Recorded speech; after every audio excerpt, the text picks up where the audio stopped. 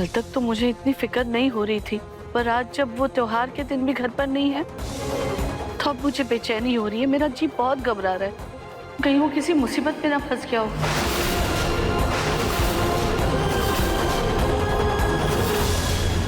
अब तुम्हारी दुनिया मैं हूँ। हमें अपना एक संसार बसाना है। रूही को मैसेज करके बोल दो कि तुम एक मीटिंग में हो और नहीं आ पाओगे।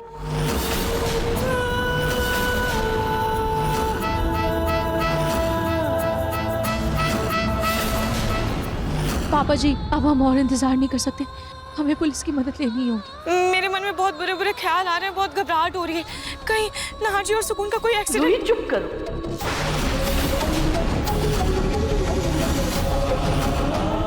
अगर शुभ शुभ नहीं बोल सकती तो कम से कम कुछ अशुभ तो मत बोलो। अरे ठीक है, मैं पुलिस को कॉल कर लेता हूँ। नाहर जी का मैसेज।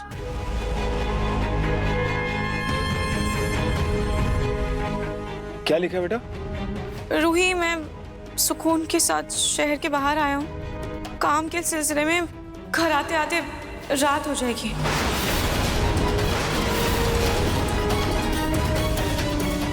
पर भाभी, त्योहार के दिन तो सब जगह छुट्टी होती है, तो मीटिंग किस बात की? मैं नाहर जी को एक बार कॉल करती हूँ।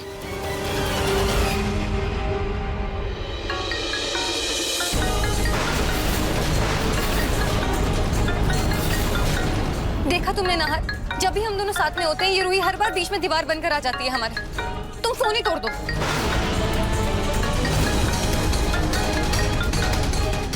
सोचो मत, तोड़ दो।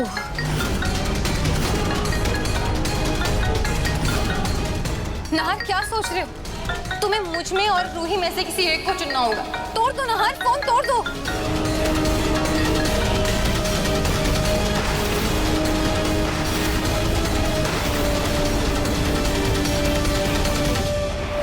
नाहर जी ने अपना फोन बंद क्यों कर दिया? तुम इस तरह बार बार फोन करके परेशान करोगी तो वो फोन बंद ही करेगा ना। उसने मैसेज करके कह दिया है ना कि वो सुकून के साथ मीटिंग में गया है, तो आ जाएगा रात तक। क्यों तंग कर रही हो उसे? चलो सब दिवाली की तैयारियां करो। लेकिन दादी, हम नाहर भैया के बिना दिवाली भी तो नहीं मना सकते ना। अवनी बेटा, हो सकता है रात तक वो आ जाए घर वापस। अब अगर वो घर पर नहीं है तो दिवाली पे हम घर सूना तो नहीं रख सकते ना। तुम अब नाहर के इंतजार में काम दाम छोड़कर मत बैठ जाना। पकड़ो ये, रंगोली बनाओ, दिए जलाओ, चलो। जी दादी, कितना भी जरूरी काम क्यों ना हो, पर नाहर जी कभी त्योहार पर मुझे यूँ अकेला छोड़कर नहीं गए। फिर आज क्यों? आखिर उन्हें हो क्या गया?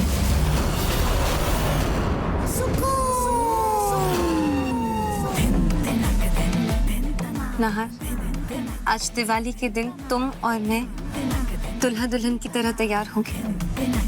ये रहे तुम्हारे कपड़े। लेकिन उससे पहले तुम्हें बाजार जाकर ढेर सारे गुलाब और पटाखे लेकर आने होंगे, ताकि हम पूरे घर को गुलाब से सजाएं और पटाखे जलाएं।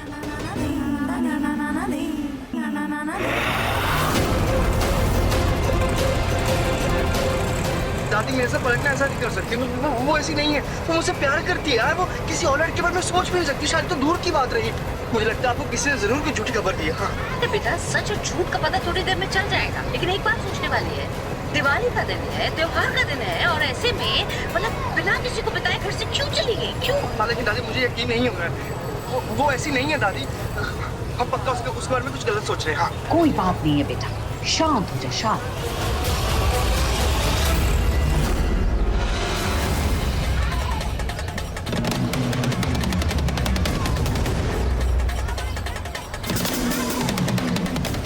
अरे, ये तो नाहर है। लगता है ये लोग वापस आ गए। चलो घर पहुंचकर रूही को सबसे पहले शुभकामनाएं देते हैं दिवाली की।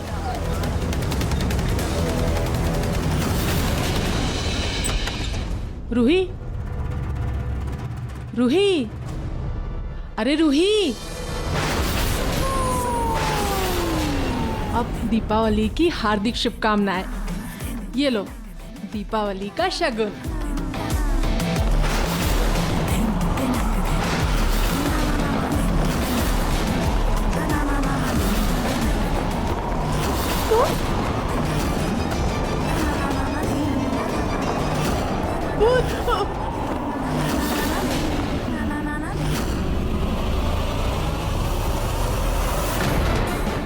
घर तो सज गया है, अब इस कलश को भी वापस मंदिर में स्थापित कर देती हूँ।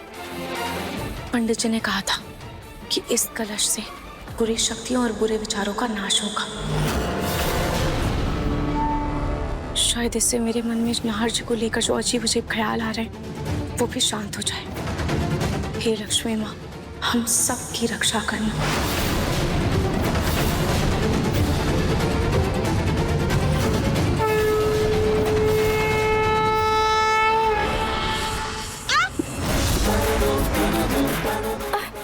ये नारियल कैसे गिर गया?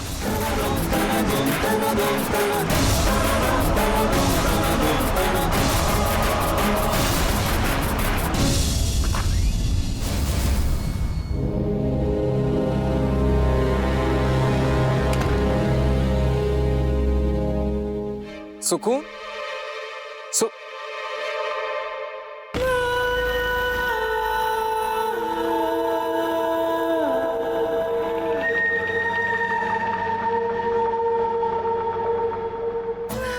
चलो नाहर, सबसे पहले अपना घर सजाते हैं।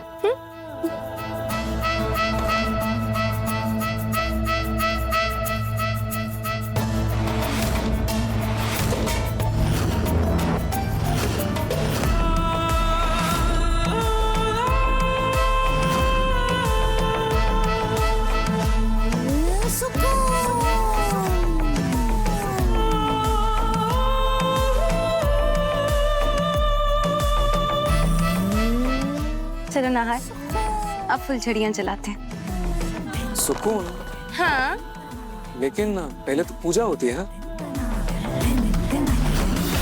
दिवाली की पूजा मैं पूजा नहीं कर सकती। पूजा तो जिंदा इंसान करते हैं ना, और मेरा तो बस एहसास जिंदा है।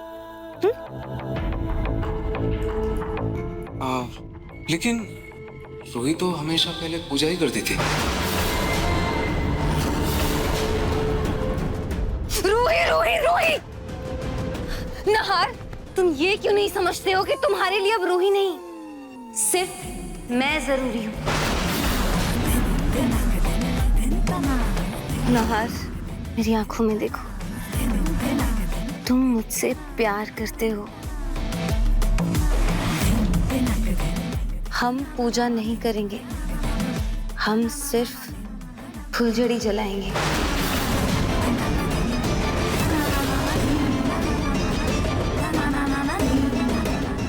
हाँ सुकून, हम पूजा नहीं करेंगे, हम सिर्फ फुलझड़ी जलाएंगे।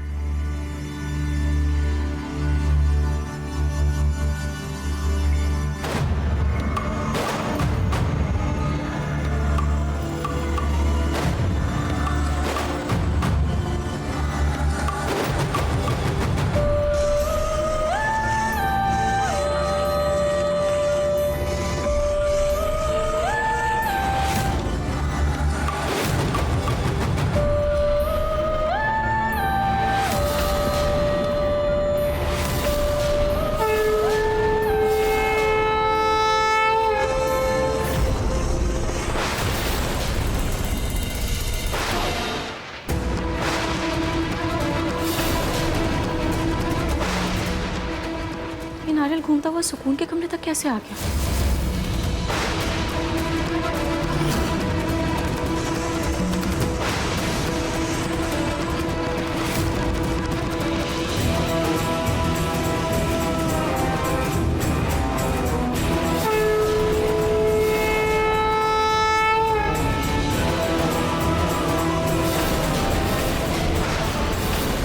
इस बक्से से धुआं क्यों आ रहा है?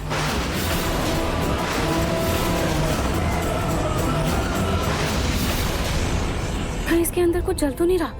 आग तो नहीं लग गई?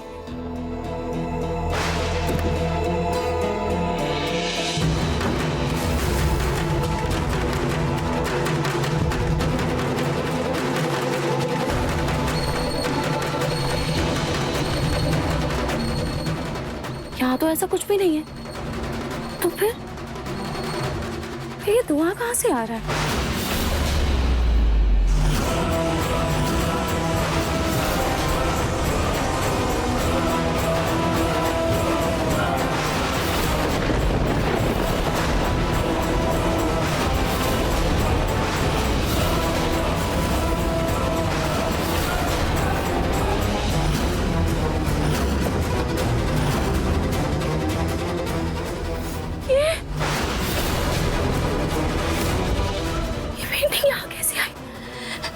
पेंटिंग को तो मैंने फेंक दिया था ना, तो फिर सुकून के बक्से में कैसे आई? और अगर मिली भी तो सुकून इसे घर में लेकर क्यों आई?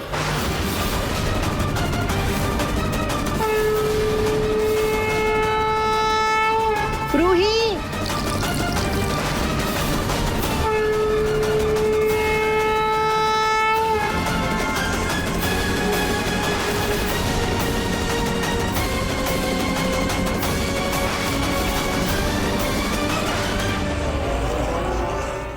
मन सुंदर रात 8 बजे दंगल टीवी पर।